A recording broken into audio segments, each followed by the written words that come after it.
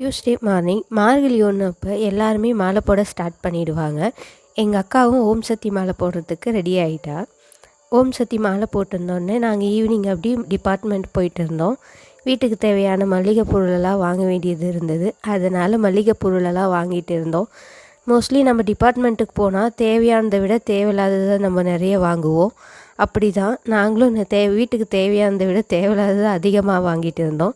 அது முடிச்சுட்டு அக்கா புடவை எடுக்கணும்னு சொன்னால் அவளை கூட்டிகிட்டு நாங்களும் கடைக்கு போயிட்டோம்.